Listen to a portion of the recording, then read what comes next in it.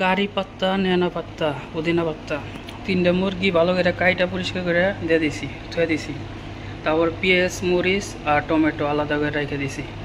আর একটা কোকোনাট, 2টা টক দই, আর ওই যে একটা মাজন, ওই টমেটো পাস্তা, আর বাহারাত মশলা, আর এই আলু আগে থাকতে ভেজে রাখছি, এই জায়গাটা দেখাই দিলাম। আর ওই যে পেঁয়াজ আগে থাকতে ভেজে রাখছি। বাস জ্বালানোর পরে দিয়ে দিলাম একটা ভিতরে চুলের উপরে। আবার একটু গরম হইতে থাক। ডেকটা একটু গরম হওয়ার পর ভিতরে দিয়ে দিলাম জিদ্দা বাটার আর একটু তেল, হালকা পরিমাণ মিডিয়াম পরিমাণে দিয়ে দিলাম। তারপর কিছু পরিমাণে পেঁয়াজ দিয়ে দিলাম। হালকা এইভাবে কতক্ষণ পেঁয়াজটারে হালকা পরিমাণে ভাজতে হবে, লাল কালারের মতো দিমবে। হালকা পরিমাণ পেঁয়াজ কষানোর পর 1 চামচ দিয়ে দিলাম ভিতরে রসুন বাটা। তারপর আবার একটু নাড়া দিয়ে দিলাম এইভাবে। তারপর ভিতরে দিয়ে দিলাম কারি পাত্তা, নেনা পাত্তা, পুদিনা পাত্তা, টমেটো দিয়ে দিলাম সাথে সাথে, আর মরিচও ভাজা ভাজা হয়ে মানে। তারপর একটু নাড়া দিয়ে দিলাম ভালো মেটাবে। তারপরে দিয়ে দিলাম ভিতরে মশলা। তারপরে একটু নাড়া দিই, ভালো করে মিক্স করে দিই।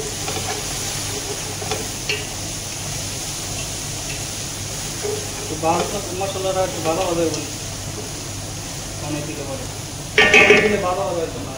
তারপর ভিতরে দিয়ে দিলাম নুডলস, টমেটো সস অর্ধেক দিয়ে। তারপরে একটু ভালো করে নাড়া দিলাম। নাড়া দেওয়ার পরে তারপর যে মুরগির আসলো না, মুরগির ভিতরে দিলাম।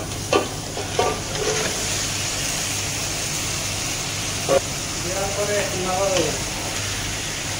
এটা ছিল জল বাইরে মানে মুরগির থেকে।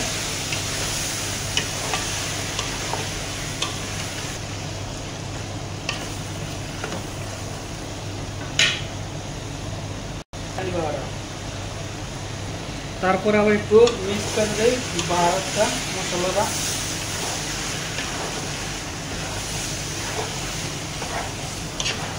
যত মিক্স করবা এত ভালো, ঠিক আছে? ভিডিওটা যদি ভালো লাগে আপনাদের অবশ্যই লাইক অ্যান্ড সাবস্ক্রাইব এবং কমেন্ট করে দিন। তারপর কিছুক্ষণের লগে বন্ধ করে দিলাম 2-3 মিনিটের লিগে। তারপরে ঢাকনাটা খুললাম কতক্ষণ পর। হালকা পরিমাণে নাড়া দেবেন, লাগে যাবে নিচে চলে যাবে না।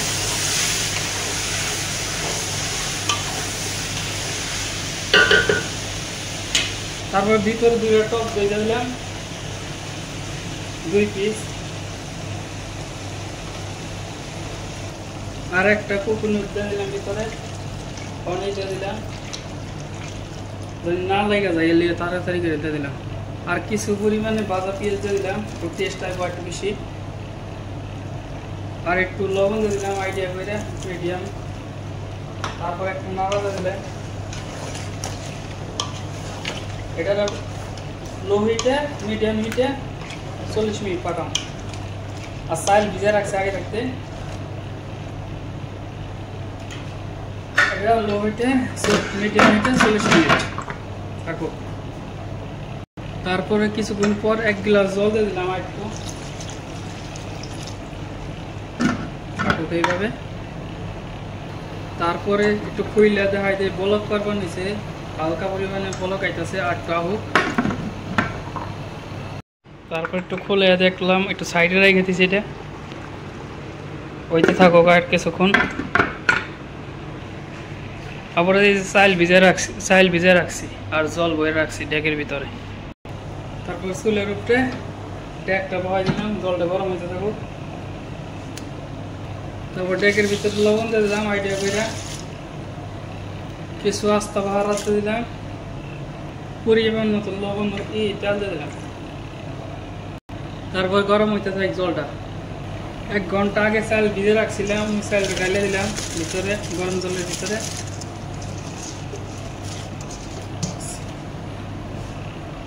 তারপর ট্যাগটা খুইলা ভিতরে দিলাম আলু, এই আলু দিয়ে দিলাম ভিতরে, আগে করতে পারছিলাম ওই আলুটা।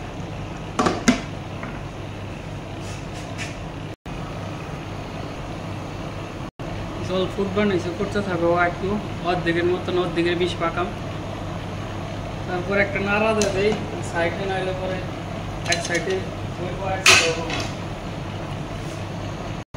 তারপর চাইল হয়ে গেছে গা, অর্ধেকের বেশি পাকাম, 70% মতন হয়ে গেছে গা। এটা দিলাম ভিতরে, এটা মধ্যে গাইলা দিব না, গাইলা দিলাম।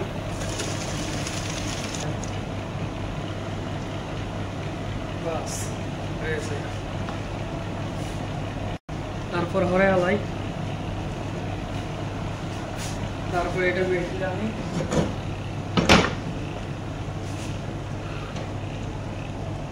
তারপর হয়ে গেছে গা, চুল বোঝা পাকাইছি নিচে, তাই লেগে গেছে হালকা পরিমাণ, নাড়া দেয় নাই তো, হালকা পরিমাণ লাগেছে, হয়ে গেছে গা এটা।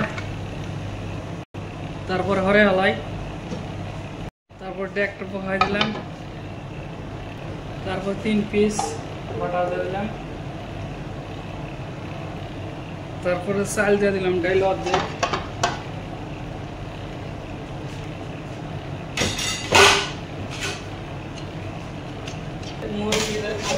বানাইছিলাম না বিরিয়ানির জন্য, ভিতরে দিয়ে দিলাম কারিটা সব দিলাম।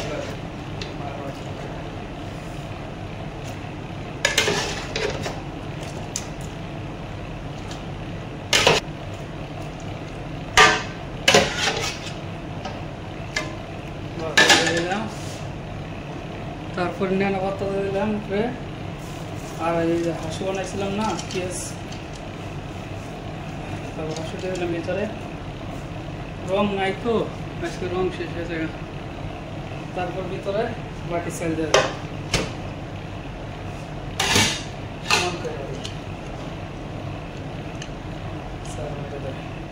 সুন্দর দেখা যায় তো, রং নাই আজকে। তারপরে এই ঝোলগুলোই উপরে দিয়ে দেয়, কি আর করা আছে।